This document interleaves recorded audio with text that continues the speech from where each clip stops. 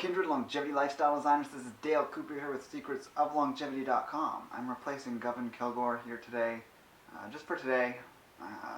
Some reason, I'm not entirely sure. But he left me this drink here, and I'm just going to try it.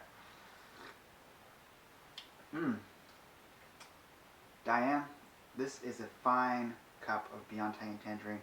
I'm going to have to highly recommend that if you ever get your hands on some, you have to give it a try.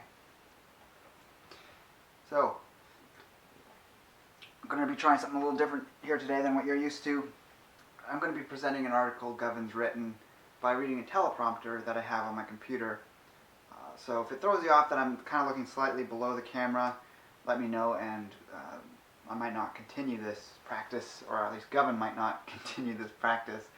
But he also wants to wish you a happy Halloween. And this topic, as we're starting off here, is about looking at a difference between the healthcare that we should want, but also the different perspectives between socialized anarcho-healthcare and sort of the more capitalist type anarcho-healthcare. So if you're not familiar with the anti-state ideas or anti-authority type ideas, I hope you can kind of grasp this, but the idea of property rights and personal body rights are very much in both of these camps. However, anarcho-communists or anarcho-syndicalists don't have much appreciation for property beyond your personal body, and then some very limited items such as your toothbrush. And that starts off at the start of this article, so I'm just going to start reading it here. So, socialized medicine is worse than a breach of property rights. I gotta slow down the teleprompter because it's going a million miles a minute there. The one thing that all people who are skeptical of the state have in common is the understanding that one's own body is one's own property. For the anarcho-collectivists, that's where the property line ends, although they include personal property as extensions of one's body, because who wouldn't want to share their toothbrush? That's just going too far, man, or rather, who would want to share their toothbrush? Those who are of a more free market persuasion recognize that property rights also exist as the products of people's labor, money, land title, possessions, etc., and as a result are fundamentally opposed to socialized healthcare for two reasons. One, free markets provide broader access to therapies and products that can help prevent and reverse diseases as well as extend life. Two, it breeds inefficiency and the monopolization of one medical ideology instead of allowing different perspectives to compete for the best solutions. If everyone agrees that all people have a right to preserve their health and well-being through self-defense against an aggressor trying to cause them harm, then it goes without saying that we should allow the same self-defense measures for our health when it's challenged by pathogens, injury, and the environment, and day-to-day stressors as well. When it comes to physical self-defense from attacks, it's quite well established that if the average person is free to own the same strength weaponry that criminals might get their hands on, crime rates can be kept down. The more the state tries to control and monopolize the free market of self-defense, such as police will come to your aid if you need a gun instead of you owning one yourself, the more the problems of aggression against good people grows out of hand. So by the same logic, if I wanted to access a hyperbaric oxygen therapy once a week as a preventative and rejuvenative therapy, why am I denied that here in Canada, where I live, through limits being put on the free market and having a chunk, a fairly sizable chunk of my income, used, or rather the taxes, because in Canada it's not specifically from income tax, but it's roughly 10% of income as it's been worked out. So that chunk of my income used instead of to fund health services I might never intend to use. So instead I could go purchase a hyperbaric oxygen chamber anytime if that margin was to be used that way for my own money. So when it's wasted in common care, the exact amount I needed to have enough extra income to put away might be that small amount difference. So that extra 10%, who's going to actually put that to healthcare necessarily? Well, that could be the difference between having excess and having all your cash that you do have being produced, or money, resources available, being used, for retirement savings and all these things. So healthcare doesn't qualify as a basic need for survival.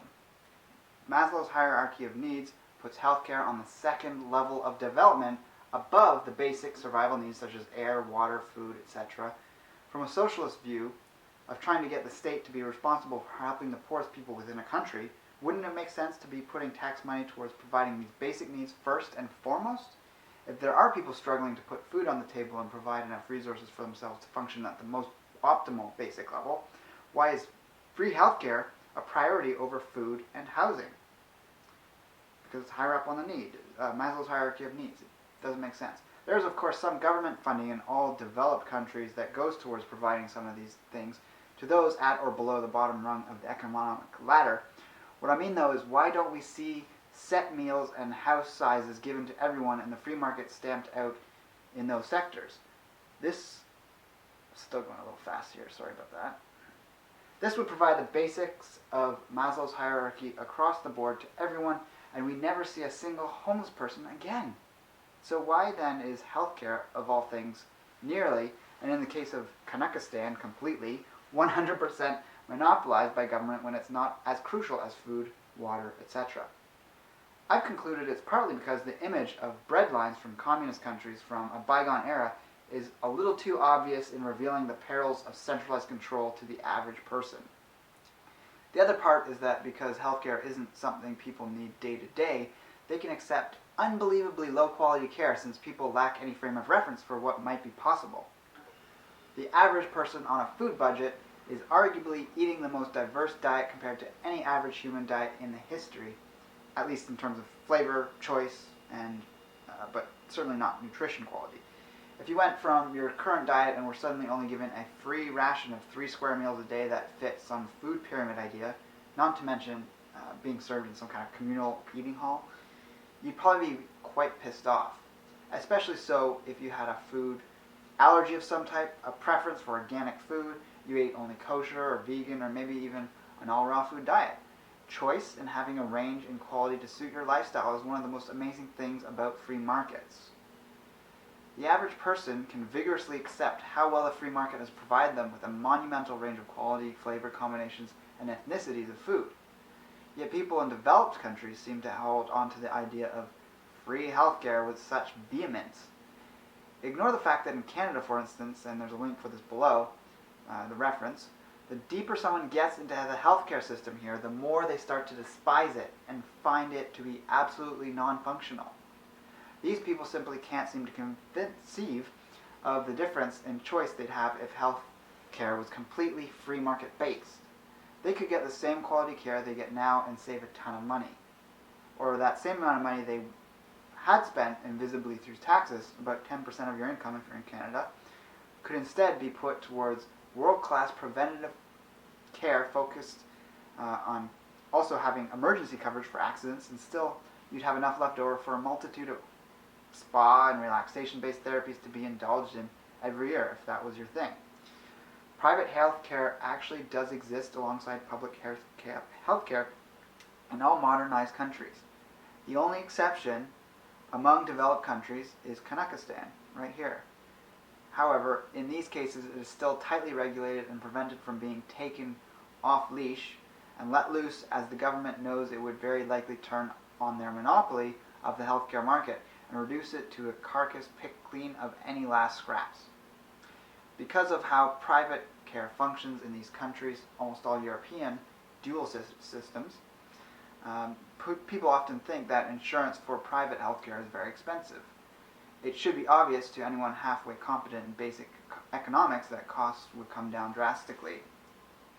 So what I'm referring to there is, if we look at the main countries in Europe, UK, France, and some of the other Scandinavian ones, etc., they all have private healthcare along with public healthcare. But the way it's set up, there's so few people that actually buy into the private healthcare, you see these high insurance costs. And the people who are doing that have a lot of money, so they can afford it, but people look to that and say, well, private health insurance is expensive. Or you look to the US. We're not even going to touch the US because that's insane what's going on there. But that's not an example of private healthcare, and we're going to get to an example later on of one that works. So the prices would come down drastically if, one, everyone was buying private healthcare insurance instead of just a small upper portion of society that can afford it. These same private healthcare systems expanded and actually catered to the lower and middle income classes, they would have lower rates. And to elaborate on that last point, in these dual systems, the doctors that end up working privately are the most experienced with the best success rates. Of course, they're going to be expensive. It's exactly what happens in the UK. It's not the insurance that's expensive, it's the fact that you have the top specialists in any of these dual healthcare system countries doing the private work, while all the beginner and intermediate doctors, or just the not so savvy ones, are working in the public sectors. So you knew it was coming, but what about this expensive US system that is clearly all private? Here's one of the greatest hurdles in getting the idea of free market healthcare through to people. So I've actually been feeding this faulty perspective of private versus public healthcare with this black and white sort of dualism type perspective. But in reality, healthcare in any country is on a spectrum of public versus private. So there's a lot of things in terms of a range of where a country can fall. What's even more complicated is that different aspects of healthcare will actually fall on different places of the spectrum, depending on the country. In the UK, there's some dental coverage that is publicly covered, while in Canada, there's no dental work covered by public healthcare. Overall, however, the UK would rate a little closer to center of the spectrum, but still being left of center compared to Canada's blatantly communist healthcare system. If you think that's an exaggeration, consider that Cuba and North Korea are the only two countries in the world that have 100% publicly funded healthcare like Canada. The US is a market-based system, but it has been ground zero for experimental medical industry legislation going back over 100 years. I won't go into great detail, but there's a medical lobby that started going back even further than that, which really ingrained and rooted in the industry of medicine at that time. It was really spearheaded by both the AMA and funding that it got from various people, but it really picked up, like I mentioned, at that 100-year mark when Andrew Carnegie and John D. Rockefeller began pouring tons and tons of money, hundreds of millions at the time, which is tens of billions today. They were pouring all that money into lobbying to have that domination of that medical system at the time, which was allopathy, to push out, naturopathy, osteopathy, homeopathy, and all the other things, herbalism, and all these other things that would work on different aspects of someone's life. So you got in an accident, you would go to an allopathic doctor. You had a stomach ache, you'd go to a naturopath. You had joint problems, you'd go to the osteopath. So the fetid swamp creature that is crony capitalism is in no way anything close to being able to be called the free market. For this reason, on this spectrum, I would just as easily replace the public end of the word with the word cronyism, or state interference. When you do this, the US would take the cake for having the greatest number of laws, regulations, and all-out mind-numbing bureaucracy that has set the stage for the coming sheer insanity that is Obamacare. Government regulating insurance procedures, even the medical training in schools, is just as damaging as the health industry, or to the health industry rather, as government using tax dollars to fund bland, poor quality basic care for everyone.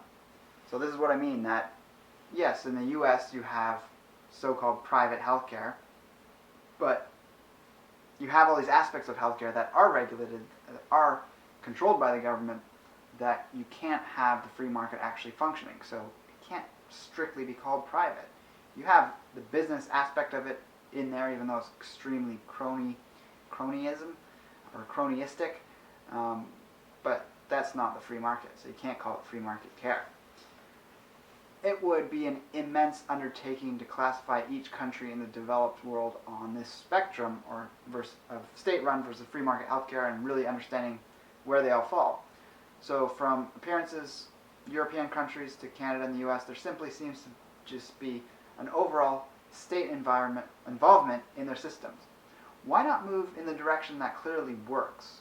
Forget about trying to figure out whether something is public or private. Clearly, the government is involved in healthcare. The more freedom people have to get healthcare that is both affordable, diverse enough to address prevention as well as cater to people's varied needs and what they're interested in wanting to work on. State-regulated healthcare is akin to eating the same menu of 7 meals on rotation for the rest of your life that have been constructed from a one-size-fits-all food pyramid guide. Wake up to the diverse and never-ending array of cultural foods, combinations, styles of cooking, quality of ingredients, and more. Don't settle for state-run, heavily regulated healthcare. Start voting with your wallet and finding ways to begin operating outside of the system. So, I hope that article highlighted my feelings and growing interest in this whole area of health. Most people seem to have that black and white mentality. They see the U.S. being really messed up in terms of its healthcare, and you're spending 17-18% of your income on healthcare, which is astronomical, and that's a massive issue. But it's not, because it is somewhat private in some ways.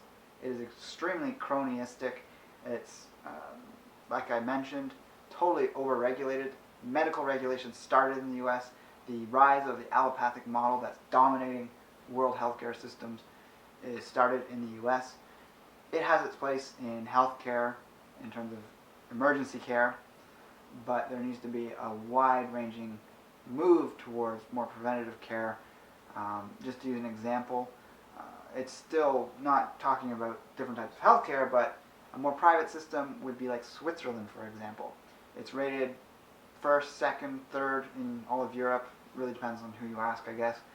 But I know someone who was working there, made a substantial income. You're talking in US dollars, maybe $6,000 a month or more. They were having about 5% of their income put towards health insurance, and it was the absolute top-of-the-line healthcare insurance.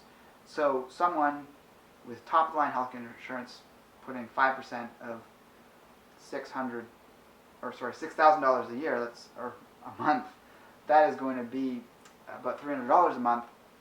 That seems very high, but again, that's top-quality health insurance.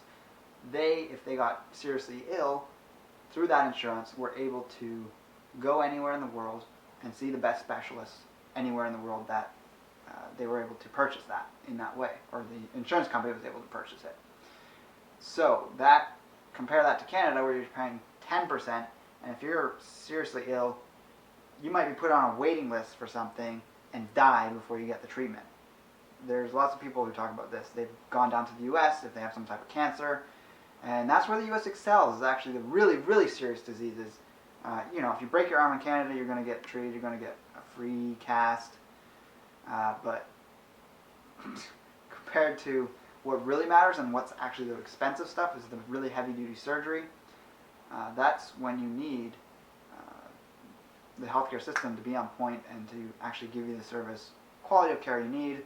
I'm not saying you'd want to go allopathic route necessarily for cancer, but there's a whole wide range of things that could happen. You have some sort of horrific accident that you would need really intense care for, and you might not get that quality of care in a super hyper-regulated environment, whereas in a more free market environment, such as in Switzerland.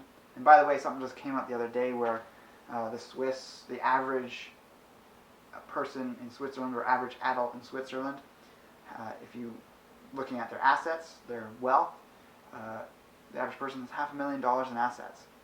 So, country, one of the most long-standing free markets in the world, liberal gun rights, liberal business and economic abilities. It's not perfect. It's getting a little worse, actually, but the results in the country really speak for themselves. Look at any free market on the planet. I've talked about this in previous videos. And the standard of living improves. People are able to pick themselves up out of poverty, as opposed to this state creation of an underclass, a dependent class. That's all that welfare ends up doing. You have charities for safety nets. So let me know what you think about this video in the comments below.